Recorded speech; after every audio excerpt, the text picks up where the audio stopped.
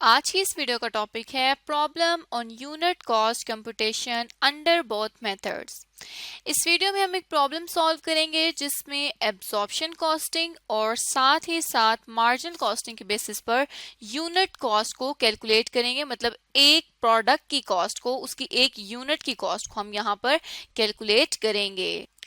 अब जैसे कि लास्ट वीडियोस में हमने एब्जॉर्प्शन कॉस्टिंग और मार्जिनल कॉस्टिंग के बारे में बात की थी। अगर एब्जॉर्प्शन कॉस्टिंग के बारे में बात की जाए तो एब्जॉर्प्शन कॉस्टिंग एक ऐसा कॉस्टिंग सिस्टम है जिसमें तमाम तरह की प्रोडक्शन कॉस्ट को यूनिट कॉस्ट का हिस्सा बनाया जाता है।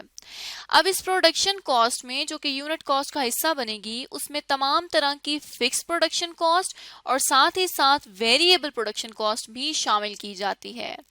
लेकिन अगर मार्जिनल कॉस्टिंग की बात की जाए तो मार्जिनल कॉस्टिंग एक ऐसा कॉस्टिंग सिस्टम है जिसमें कंपनी तमाम तरह की वेरिएबल कॉस्ट को यूनिट कॉस्ट का हिस्सा बनाती है। इस वेरिएबल कॉस्ट में प्रोडक्शन से रिलेटेड वेरिएबल कॉस्ट भी आ सकती है और अगर कोई भी वेरिएबल कॉस्ट दी हुई है तो वो अदर वेरिएबल कॉस्ट भी प्रोडक्ट कॉस्ट का हिस्सा बनेगी। अब इस अदर कॉस्ट में सेलिंग कॉस्ट भी आ सकती है, एडमिन कॉस्ट भी आ सकती है, मार्केटिंग भी आ सकती है। मतलब कोई भी वेरिएबल कॉस्ट जो होगी प्रोडक्शन के अलावा वो तमाम यूनिट कॉस्ट का हिस्सा बनेगी। क्योंकि ये मार्जिनल कॉस्टिंग सिस्टम है तो मार्जिनल कॉस्ट को हम वेरिएबल कॉस्ट ही कंसिडर करते हैं। वेरिएबल कॉस्ट वो कॉस्ट होती है जो नंबर ऑफ यूनिट्स के साथ इंक्रीज होती है और नंबर ऑफ यूनिट्स के साथ ही डिक्रीज होती है, जबकि फिक्स्ड कॉस्ट वो कॉस्ट होती है जो जितने भी नंबर ऑफ यूनिट्स बनाए जाएं कॉस्ट कंपनी के लिए हमेशा सेम रहती है।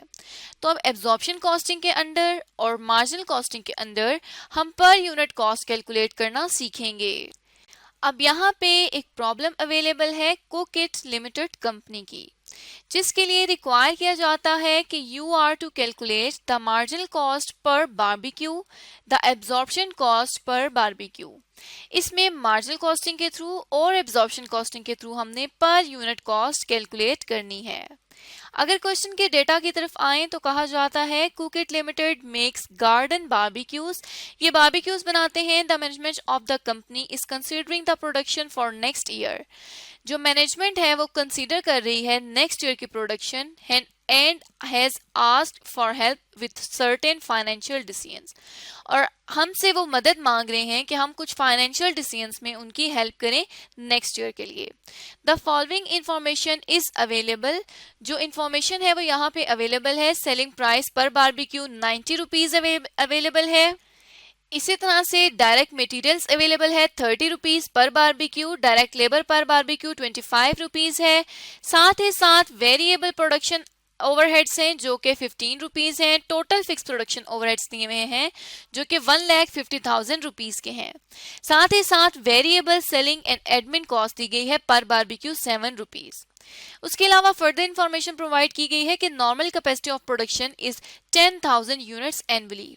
यहाँ पे जो नॉर्मल कैपेसिटी दी गई है वो 10,000 यूनिट्स की दी गई है। मतलब अगर जो मशीन है वो नॉर्मली यूनिट्स प्रोड्यूस करे नॉर्मल सर्कमस्टांसेस में तो उसके थ्रू कंपनी जो है वो 10,000 यूनिट्स एक साल में प्रोड्यूस करती है। And the maximum capacity is 12,000 units और जो मैक्सिमम कैपेसिटी है वो 12,000 यूनिट्स है। मतलब कंपनी कुछ भी कर ले, अपने आइडल टाइम को भी रिड्यूस कर ले, मशीनरी की बेशक टाइम सेविंग कर ले, लेकिन मैक्सिमम वो 12,000 से ज्यादा यूनिट्स एनुअली प्रोड्यूस नहीं कर सकती। साथ ही साथ कहा जाता है company charges fix cost on the basis of normal capacity each year. Company जो फिक्स कॉस्ट चार्ज करती है उसको नॉर्मल कैपेसिटी की बेसिस पर करती है। यहाँ पे अगर ये इंफॉर्मेशन ना भी प्रोवाइडेड होती तब भी हमने नॉर्मल कैपेसिटी के थ्रू फिक्स प्रोडक्शन ओवरहेड्स को चार्ज करना था, एलोकेट करना था, क्योंकि कंपनी कभी भी मैक्सिमम कैपेसिटी पे ऑपरेट नहीं कर सकती। आइडल टाइम हर कंपनी में इंक्लूडेड होता है। इसलिए नॉर्मल कैपेसिटी की बेसिस पर जो फिक्स कॉस्ट एलोकेट की जाती है तो वो मोस्ट रिलायबल होती है, मतलब वो ज्यादा एक्यूरेट फिगर देती है। इसलिए यहाँ पर नॉर्मल कैपेसिटी को इस्तेमाल किया जाता है। अब वन बाय वन हम इन रिक्वायरमेंट्स को पूरा करते हैं। तो पहली जो रिक्वायरमेंट है उसके मुताबिक मार्जिनल कॉस्ट पर बारबेक्यू हमने कैलकुलेट करनी है। तो यहाँ पे हम मार्जिनल कॉस्ट पर बारबेक्यू कैलकुलेट करेंगे और मार्जिनल कॉस्ट के लिए हमने कहा था कि मार्जिनल कॉस्ट इक्वल होती है वेरिएबल कॉस्ट के। तो जो भी वेरिएबल कॉस्ट होगी, बेशक वो फिक्स्ड है, बेशक वो प्रोडक्शन है या सेलिंग है, उसको हम मार्जिनल कॉस्ट का या वेरिएबल कॉस्ट का पर यूनिट कॉस्ट का हिस्सा बनाएंगे। अब यहाँ पे हम रुपीस लिख लेते हैं क्योंकि यहाँ सारे हम जो है वो रुपीस मेंशन करेंगे। अगर वेरिएबल कॉस्ट की बात की जाए तो सबसे पहले जो कॉस्ट आती है वो आती है डायरेक्ट मटेरियल्स की। डायरेक्ट मटेरियल्स क्योंकि कंपनी जितनी यूनिट्स बनाएगी उतना ज्यादा मटेरियल लगेगा। तो यहाँ पे 30 रुपीज डायरेक्ट मटेरियल पर बारबेक्यू की कॉस्ट अवेलेबल है। हमने यहाँ पर सबसे पहली जो कॉस्ट लिखनी है वो लिखनी है डायरेक्ट मटेरियल्स की, जो कि आ जाएगी 30 रुपीज पर बारबेक्यू। उसके बाद नेक्स्ट देखें तो जितनी यूनिट्स ज्यादा बनेंगी उतनी लेबर ज्यादा लगेगी, उतने और ज्यादा लगेंगे, उतनी ही कॉस्ट भी ज्यादा लगेगी। तो जितने ज्यादा बारबेक्यू उतनी ज्यादा लेबर कॉस्ट। अब हमने सेकंड जो वेरिएबल आइटम लिखनी है वो हमने लेबर कॉस्ट लिखनी है, जो कि 25 रुपीज पर बारबेक्यू आ जाएगी। उसके बाद यहाँ पर वेरिएबल प्रोडक्शन ओवरहेड्स अवेलेबल हैं, जो कि 15 रुपीज पर बारबेक्यू के हैं। हमने यहाँ पे वेरिएबल प्रोडक्शन ओवरहेड्स लिख देने हैं 15 रुपीज के। उसके बाद वेरिएबल कॉस्ट अगर मजीद देखी जाए तो वो हमारे पास सेलिंग एंड एडमिन आती है, और हमने मार्जिनल कॉस्टिंग में पढ़ा था कि बेशक प्रोडक्शन से रिलेटेड है या नहीं है, हमने मार्जिनल कॉस्ट पर यूनिट में तमाम तरह की वेरिएबल कॉस्ट को लेना है। तो यहाँ पे हम वेरिएबल सेलिंग एंड एडमिन पर बारबेक्यू ले लेंगे, जो कि 7 रुपीज अवेलेबल है।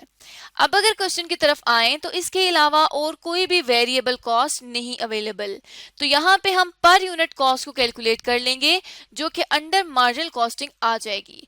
तो यहाँ पर अब हम इन तमाम वेरिएबल कॉस्ट का टोटल कर लेंगे, जिसमें 30 रुपीज मटेरियल के, 25 रुपीज डायरेक्ट लेबर के, वेरिएबल प्रोडक्शन ओवरहेड्स और साथ ही साथ वेरिएबल सेलिंग एंड एडमिन के 7 रुपीज। इनको जब हमने ऐड किया तो ये हमारे पास 77 रुपीज आ जाएगी कॉस्ट, जो कि पर यूनिट मार्जिनल कॉस्ट आ जाएगी।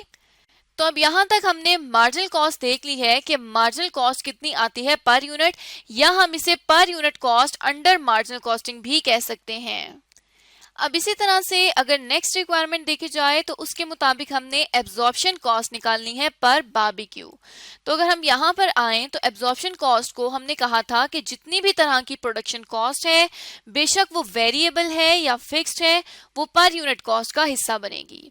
उसी तरह से यहाँ पे हमने मेंशन कर देना है रुपीस को, और अब हम वन बाय वन अपनी कॉस्ट लिखनी स्टार्ट करेंगे। तो सबसे पहले तो आ जाएगी डायरेक्ट मटेरियल की कॉस्ट। डायरेक्ट मटेरियल की कॉस्ट एज इट इज रहेगी जो हमने पहले देखी थी, जो कि थी 30 रुपीज पर बारबेक्यू। उसके बाद डायरेक्ट लेबर की कॉस्ट आ जाएगी, जो कि 25 रुपीज पर बारबेक्यू आ जाएगी, और वेरिएबल प्रोडक्शन ओवरहेड हमें पता है कि वो 15 रुपीज पर यूनिट है। उसके बाद हमने बात की थी कि फिक्स्ड कॉस्ट भी लेनी है, जो कि प्रोडक्शन से रिलेटेड है। अगर हम क्वेश्चन की तरफ आएं तो फिक्स्ड प्रोडक्शन ओवरहेड्स का टोटल दिया गया है, जो कि 1,50,000 रुपीज का है। अब यहाँ पर क्योंकि कॉस्ट जो है वो हम पर यूनिट कैलकुलेट कर रहे हैं, तो टोटल फिक्स प्रोडक्शन ओवरहेड्स नहीं लिख सकते। तो हमने टोटल फिक्स प्रोडक्शन ओवरहेड्स को पर यूनिट में कन्वर्ट करना है। तो अब हमने क्या करना है कि हर यूनिट को फिक्स प्रोडक्शन ओवरहेड एलोकेट करने हैं, और एलोकेशन के लिए हमने कहा था कि नॉर्मल कैपेसिटी पर इसको एलोकेट किया जाएगा, और नॉर्मल कैपेसिटी जो है वो 10,000 यूनिट्स की है। अब यहाँ पे हमने क्या करना है कि फिक्स प्रोडक्शन कॉस्ट को पर यूनिट हमने लिखना है। अब अगर देखा जाए तो पर यूनिट हम कुछ इस तरह से कैलकुलेट कर सकते हैं कि total fix production overheads divided by normal capacity. तो अगर प्रोडक्शन ओवरहेड्स को देखा जाए तो वो 150,000 रुपीज के हैं, और जो कैपेसिटी है वो 10,000 यूनिट्स की है। जब हमने 1,50,000 को 10,000 से डिवाइड किया तो ये 15 रुपीज पर यूनिट की फिक्स प्रोडक्शन कॉस्ट आ जाएगी। अब हमने क्या करना है कि जिस तरह हमने यहाँ पे वेरिएबल प्रोडक्शन कॉस्ट ली थी, उसी तरह से फिक्स प्रोडक्शन कॉस्ट भी ले लेनी है। तो जब फिक्स प्रोडक्शन कॉस्ट हमने कैलकुलेट की वो आ जाएगी 15 रुपीज पर यूनिट। अब यहाँ पे हम देख सकते हैं कि तमाम तरह की हमने प्रोडक्शन कॉस्ट ले ली है और क्वेश्चन में हमारे पास और किसी भी तरह की प्रोडक्शन कॉस्ट नहीं आ रही, बेशक वो वेरिएबल है या फिक्स्ड है। तो अब हम यहाँ पर इसका टोटल कर लेंगे। टोटल के लिए उसी तरह से तमाम तरह की प्रोडक्शन कॉस्ट का हम ऐड कर लेंगे। तो यहाँ पे जब हमने ऐड किया तो ये आ जाएगा 85 रुपीज द एब्जॉर्प्शन कॉस्ट पर बारबेक्यू। अब मजीद अगर बात करें तो यहाँ पर एब्जॉर्प्शन कॉस्ट पर बारबेक्यू 85 रुपीज आ रही है, जबकि मार्जिनल कॉस्ट के अंदर पर यूनिट कॉस्ट जो आ रही थी वो 77 रुपीज आ रही है। अब इन दोनों में डिफरेंस किस वजह से है? इन दोनों में डिफरेंस इस वजह से है कि हम मार्जिनल कॉस्टिंग में तमाम तरह की वेरिएबल कॉस्ट लेते हैं, जबकि एब्जॉर्प्शन कॉस्टिंग में तमाम तरह की प्रोडक्शन कॉस्ट लेते हैं। तो यहाँ पे वेरिएबल की वजह से और यहाँ पे फिक्स प्रोडक्शन कॉस्ट की वजह से दोनों कॉस्ट आपस में डिफर कर रही हैं। लेकिन अगर नॉर्मली देखा जाए तो प्रैक्टिकली कंपनी जो है वो मार्जिनल कॉस्टिंग को इस्तेमाल करती हैं, क्योंकि मार्जिनल कॉस्ट डिसीजन मेकिंग के लिए इस्तेमाल की जाती है। Fixed cost number of units के साथ इंक्रीज नहीं करती, वो कांस्टेंट रहती है। इसलिए ऑर्गेनाइजेशन ज्यादा बेहतर इस चीज को समझती हैं कि वो मार्जिनल कॉस्ट की बेसिस पर डिसीजन मेकिंग करें, क्योंकि मार्जिनल कॉस्ट को वो कंट्रोल कर सकती हैं, जबकि फिक्स प्रोडक्शन कॉस्ट किसी भी लेवल ऑफ एक्टिविटी पे हमेशा सेम रहती है। तो इस तरह से आज की इस वीडियो में हमने एब्जॉर्प्शन कॉस्ट और मार्जिनल कॉस्ट के अंदर देख लिया कि किस तरह से पर यूनिट कॉस्ट की कंप्यूटेशन की जाती है।